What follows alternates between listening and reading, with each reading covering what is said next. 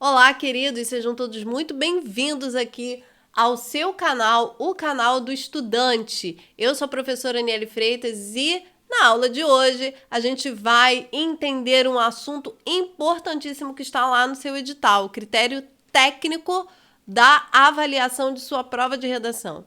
E aí, você sabe realmente o que é um projeto de texto? Pois é, aquele critério técnico que está lá no seu edital, ele vai prever que você realmente entenda um projeto de texto dissertativo argumentativo com tudo que compõe esse texto, abordando na completude a frase temática da sua prova, a proposta da sua prova de redação. Então vem comigo que agora a gente vai entender nos detalhes o que é esse projeto de texto. E se você não assistiu às aulas anteriores, não deixe de assistir. A gente está trabalhando uma temática, uma das possíveis temáticas que podem aparecer na sua prova.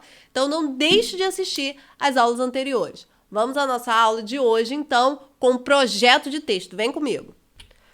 Pessoal, então a gente vai agora analisar o projeto de texto. O que é o projeto de texto? Nada mais é do que uma estrutura bem elaborada com alguns caminhos estratégicos para que você atenda ao critério técnico que a sua banca traz lá no edital. Quando ela traz aquele critério técnico com uma série de itens que você tem que satisfazer ali para que você tire a nota máxima no critério técnico, ela nada mais está exigindo de você que você tenha esse projeto de texto muito bem idealizado, né?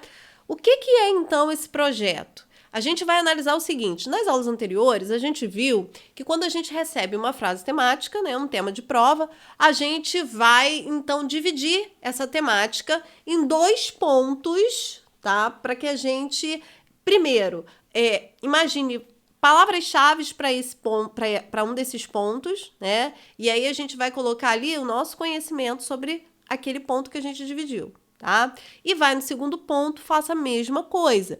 Palavras-chave e os conhecimentos que a gente tem ali com base naquilo que a gente estudou, com base naquilo que a gente viu no edital, tá? E aí, galera, é muito importante, tá? Tudo isso que eu venho falando com vocês são mecanismos pré-textuais, são mecanismos antes de você, de fato, se lançar à escrita do seu texto, né? É para que você pegue ali, na hora da prova mesmo, do lado da frase temática, você já vai, divido a frase temática em dois tópicos, esse e esse. O que eu vou colocar nesse primeiro tópico? Quais são as palavras-chave? Isso. Qual a segunda? O que eu vou colocar no segundo tópico? Palavras-chave, isso, que não podem faltar dentro do que eu vou desenvolver. Pronto, esses dois tópicos já vão ser os meus dois parágrafos de desenvolvimento, que eu vou ali desenvolver ainda, né, para lançar no meu parágrafo de desenvolvimento. E aí, aqui, o que a gente viu nas aulas anteriores? A gente pegou um dos temas que a gente conversou, né, que é o acesso ao conhecimento e a formação cidadã nos meios digitais. A gente dividiu esse tema lá em dois tópicos, vimos as palavras-chave, vimos o conhecimento que a gente tinha sobre eles, né? E a gente viu que esse conhecimento, lá no vídeo anterior, vocês podem confirmar isso, tá? Que a gente viu que esse conhecimento ele pode ser positivo ou negativo, né? E que essa formação cidadã, ela precisa ser pautada em alguns valores, né? E aí a gente viu que isso vai acontecer nos meios digitais em que situações? Nos sites, nas redes sociais, nas plataformas de ensino, enfim, né?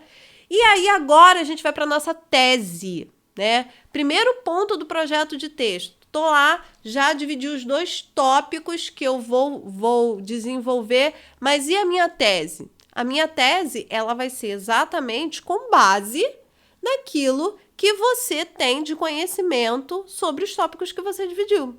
Então, olha só como é que ficou a nossa tese, ó. O acesso ao conhecimento nos meios digitais pode produzir formação cidadã. Ó, você está afirmando. Sua tese, beleza? Pode produzir. Desde que saberes compartilhados nesses espaços sejam pautados em valores éticos, de tolerância e respeito. Observaram como é que a gente conseguiu sintetizar na tese os elementos que a gente vai desenvolver ao longo do texto? Pois é, gente, nada mais do que um projeto de texto. Que projeto é esse? Um projeto em que eu pego a frase temática da minha prova, que é essa aqui, divido em 2 pontos, né? E esses 2 pontos serão os meus parágrafos de desenvolvimento. Pego o que eu vou desenvolver nesses 2 pontos e elaboro a minha tese. Não tenho como fugir de um projeto de texto bem estruturado assim. Porque eu vou ter a minha tese sendo desenvolvida nos 2 parágrafos. Gente, é igual um joguinho de montar peças, sabe? Mentalizem aí um joguinho de montar peça. Pois é, você pega uma peça daqui, bota ali, pega uma peça daqui, bota aqui, pronto, montou o joguinho, seu projeto de texto está pronto, tá? Agora, o projeto está pronto. Agora, esse projeto de texto, ele precisa ser defendido até o final. O projeto está pronto. Tá? Agora, como é que você vai, na verdade, desenvolver esse projeto que já está aí diante de você de forma bem estruturada? Aí agora entram os argumentos. A gente está falando da questão técnica, tá? Agora entram os argumentos. E como é que eu vou ter argumento, Niele, lá na hora daquele turbilhão de ideias? Galera, vale a dica que eu tenho trazido para vocês já há alguns vídeos. Quem é meu aluno de treinamento sabe muito bem como desenvolver isso aí, que eu falo sempre, os alunos me apresentam seu caderno de repertório bonitinho. A gente precisa montar um caderno de repertório. O que é um caderno de repertório? Você vai pegar um caderno e enquanto você estiver estudando para sua prova objetiva, você vai pegar aqueles elementos que são importantes dentro dos assuntos que você está estudando e você vai anotar naquele caderno como possíveis argumentos para sua prova de redação. Então, por exemplo, estou estudando a Constituição. Estou estudando a Constituição, poxa, tem esse artigo aqui é importante, ele é um artigo bem abrangente, eu posso aplicar num tema, no outro tema. Vou colocar aqui e coloca lá no seu caderno de repertório. Estou lendo uma notícia importante que me fez lembrar, olha só, que me fez lembrar de um assunto que eu estou estudando lá para a prova objetiva. Eu estou estudando a Lei Geral de Proteção de Dados e eu li essa matéria aqui, achei essa matéria aqui, fala sobre isso, é importante, alguma coisa que está acontecendo. Então, se isso é importante, vou anotar. De repente é uma entrevista que eu vi de alguém que tem uma expressividade, é um livro que eu li que me retoma a esse contexto aqui. Li um livro de ficção científica que fala sobre uma formação que aconteceu nos meios digitais, de como a sociedade era e a partir dos meios digitais como é que ela ficou, uma ficção, né? É importante, acho legal, dá para relacionar. Pode ser um argumento? Pode. Você só precisa saber que esse argumento, ele precisa ser produtivo, ele precisa ser pertinente ao que você está defendendo na sua tese, tá? E isso os meus alunos também entendem bem como fazer, que lá no treinamento a gente ensina o aluno passo a passo como transformar esse seu repertório, esse seu conhecimento que você tem num argumento que seja um argumento robusto, consistente para a defesa da sua tese, tá? Então vamos lá. Estou eu aqui, né, no meio do meu turbilhão de ideias lá na hora da minha prova e eu preciso de argumentos para defender essa minha tese. E aí eu me recordo que eu vi uma entrevista, né, de um importante educador chamado Antônio Nova, um educador português muito importante. Eu li uma entrevista dele e lá na entrevista dele ele dizia que o digital ele é muito importante para essa questão da cooperação, essa questão do conhecimento mútuo, né, do compartilhamento de informações, mas que todo esse acesso que a gente tem, ele nunca vai poder deixar de ser mediado pelo fator humano, porque nós somos seres humanos, né? Então, isso é muito importante? Mas isso é importante desde que seja mediado com base no fato da gente saber que a gente usa tudo isso, mas que nós somos seres humanos, né? Não estamos aí num mundo virtual onde a inteligência artificial é que governa tudo. Não. A gente precisa saber que a inteligência artificial ela está aí, ela está ditando os parâmetros, mas esse uso ainda precisa ser mediado pelo fator humano para que ele não deixe de ser uma coisa positiva e vire algo negativo, tá? Eu tô falando isso, explicando a vocês, mas tá aqui, ó, o que realmente o Antônio Nova disse. Ele disse que o digital pode ser um instrumento poderoso para reforçar o caminho da cooperação, do trabalho mútuo, conjunto de uma escola da inclusão, da participação e da democracia. Mas tudo depende dos humanos. Então, por que eu fiz questão de falar, de explicar para vocês o que ele quis dizer? Porque às vezes na hora da prova a gente não vai lembrar. A gente não vai lembrar literalmente da citação. E a gente também não precisa ficar entrando naquela neura de ficar decorando citação, tá? Para colocar na hora da prova. O que a gente vai fazer? A gente pode dizer que, segundo Nova, né, de acordo com o educador português, Antônio Nova, e aí colocar algo que seja com suas palavras, mas que daquilo que você compreendeu, tá? E, gente, se vocês observarem, ele traz aqui exatamente o que está trazendo aí a questão desse compartilhar, dessa formação para a vida, dessa formação para a sociedade, tá? Então, isso aqui ó, eu já colocaria no meu item que vai falar sobre a formação cidadã.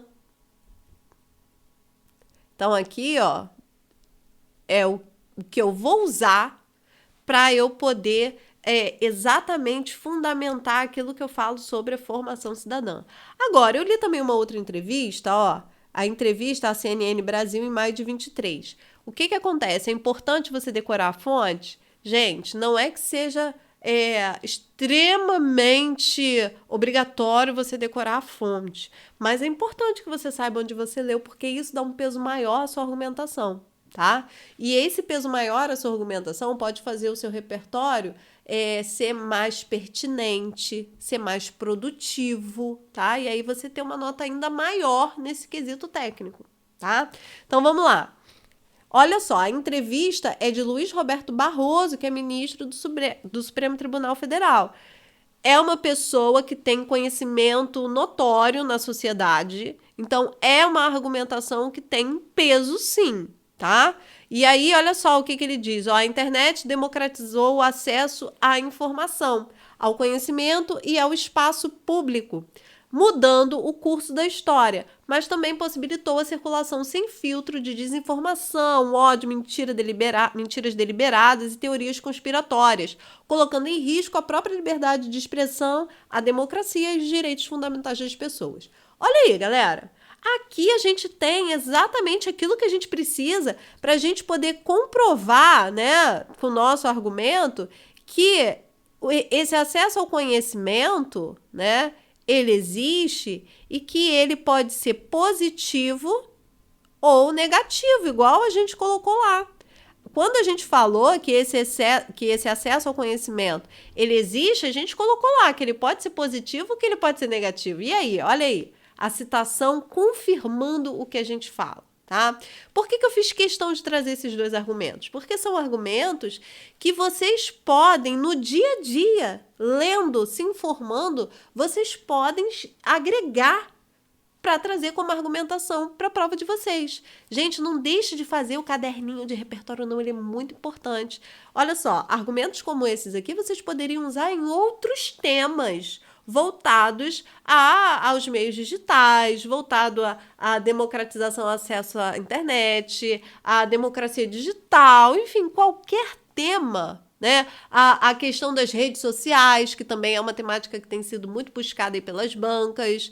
Você pode colocar essa argumentação em qualquer um desses temas, tá? É uma argumentação multiusual que você vai usando aí em várias temáticas, ok? E aí, pessoal, a gente vai para a última parte desse nosso projeto de texto, que é a conclusão.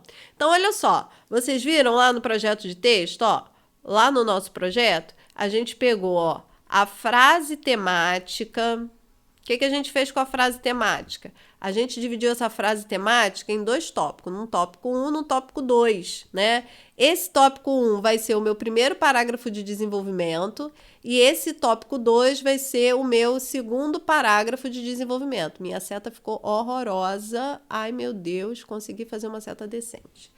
E aí esse tópico 2 vai ser o meu segundo parágrafo de desenvolvimento.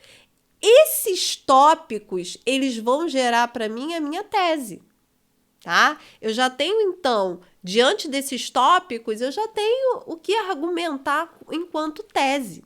E aí, o que eu vou fazer? Para o tópico 1, eu vou pegar um argumento de algo que eu tenha lido, que eu tenha visto, um trecho de lei, algo que eu posso aplicar, e aí, por eu poder aplicar em vários temas, eu já vou, no meu treinamento, fazendo redação, né?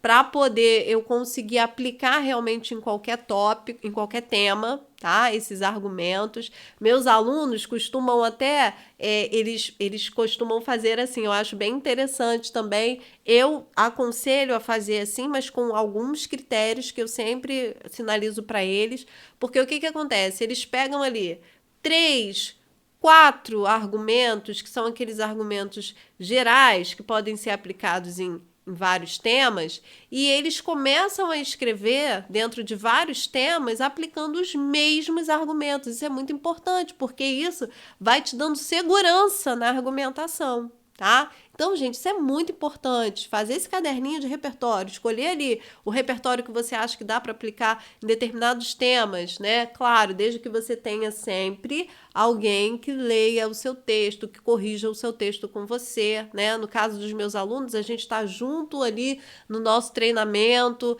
termina uma turma, começa a outra, termina uma turma, começa a outra, eu vou sinalizando individualmente para eles o que está legal, o que não está, o que está pertinente, o que não está, o que pode, o que não pode. Então, é muito importante, tá, que vocês treinem. O treinamento é que vai fazer com que vocês tenham segurança na argumentação, tá? E a mesma coisa eu faço aqui, né, no meu tópico 2, eu também pego um argumento para eu poder desenvolver ali e confirmar aquilo que eu estou afirmando na minha tese. Bem, feito isso, agora eu vou para a conclusão. E aí, como é que vai ser a minha conclusão, gente? A conclusão, gente, é bem isso. Ela é uma retomada da tese. Você vai retomar a tese e vai também trazendo o que foi abordado ao longo do seu desenvolvimento. Então, você já sabe que você tem uma tese e que você abordou 2 tópicos, né, relacionados a essa tese, um em cada parágrafo de desenvolvimento. O seu fechamento de texto vai ser isso, tá? Vai ser a união disso tudo fechando a ideia, tá? É claro que você não vai chegar na conclusão e vai só repetir o que você colocou lá em cima, não é isso, tá? Mas você retoma fechando o texto. E para isso, ó, como é que você faz para fechar o texto? Você pode trazer uma confirmação do seu posicionamento no final do seu texto. Você pode trazer aí, ó, elementos coesivos que vão dando essa ideia do fechamento.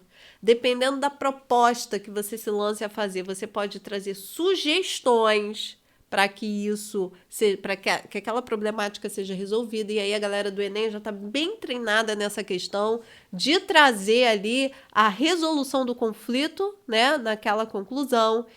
São estratégias que você tem para poder fechar o texto. Aí vamos ver aqui, olha só, a gente teve como tese o acesso ao conhecimento nos meios digitais, pode produzir formação cidadã, desde que os saberes compartilhados nesses espaços sejam pontuados em valores éticos de tolerância e respeito, ok? E aí, como é que a gente fez aqui para essa conclusão? Eu coloquei aqui embaixo uma sugestão de conclusão que poderia acontecer, tá? Diante da possibilidade de acesso aos diversos tipos de conhecimentos disponíveis nos meios digitais, há imperiosa necessidade de que o acesso seja mediado por conceitos básicos que regem a convivência em sociedade. Olha só. Então, aqui a gente já está falando daqueles valores lá que a gente colocou no tópico 2, lembra? Que um era o acesso ao conhecimento e o outro que a formação cidadã, sim, com base nos valores, né, do convívio humano, do convívio em sociedade, a fim de que o espaço virtual não seja um lugar de desinformação. Aí, tá vendo como é que quando a gente coloca não seja um lugar de desinformação, a gente já remete àquele ponto negativo do acesso ao conhecimento que a gente colocou, né? Não seja um lugar de desinformação, corroborando para conflitos sociais, né? Então, se você tem um lugar de desinformação no meio digital, você automaticamente tem um espaço de conflito social, né? Porque as pessoas começam a se desentender no meio da desinformação, e isso acontece no mundo físico, né? E esses conflitos sociais, eles realmente existem. E esses conflitos sociais é que tocam exatamente lá naquela questão da formação cidadã, tá? A fim de que o espaço virtual não seja um lugar de desinformação, corroborando para conflitos sociais. Sendo assim, é fundamental, olha só, você está confirmando, ó, é fundamental que os meios digitais produzam, por meio de seus espaços de relacionamentos, contextos de formação cidadã. Então, olha só, você trouxe a tese, né? Você ali confirmou a sua tese. Você disse que há uma imperiosa necessidade, então você está se colocando, mais uma vez, é elemento que precisa estar no seu texto argumentativo, é essa colocação, sempre do autor do texto, você tem que estar se colocando, tá? E você traz aqui que é fundamental que os meios digitais produzam, por meio de seus espaços de relacionamento, contextos de formação. Então, você traz aqui essa necessidade, essa sugestão, né? Na verdade, colocado como uma necessidade, que é fundamental que os meios digitais produzam esses contextos de formação cidadã. Galera, olha só. É isso aí, o projeto de texto, esse projeto de texto, ele precisa estar muito bem organizado. Você precisa ter muita clareza sobre ele para que você consiga, na verdade, desenvolver o seu texto com segurança. Fazendo esse projeto de texto anteriormente, você consegue desenvolver o seu texto com bastante segurança dentro daquilo que a banca está cobrando de você. E eu coloquei aqui, nesse final, eu coloquei essa conclusão aqui já assim desenvolvida, mas você, no momento do seu projeto de texto, você não precisa desenvolver já a sua conclusão, não. Você pode colocar aqui só a sua conclusão, ó, aqui embaixo, que você já tem aqui os desenvolvimentos e agora você tem a conclusão. Colocando, ó, eu vou pegar a tese mais o que eu coloquei no desenvolvimento, só para você não esquecer na hora que você estiver escrevendo o seu texto. Tudo bem? Pessoal, é isso. Eu espero que vocês tenham assistido a aula com bastante foco, com bastante garra. Se você desejar, aqui embaixo, na descrição do vídeo, você encontra nosso contato para que você entre em contato conosco. Se você desejar material específico de língua portuguesa e matemática para a banca IDCAP, é só entrar em contato conosco, nós temos esse material, nós temos também as nossas turmas de treinamento de redação. Se você desejar, é só vir com a gente, ser nota máxima também, assim como vários alunos que já passaram pelas nossas turmas. Ó, um beijo para vocês e até o próximo vídeo. Tchau, tchau!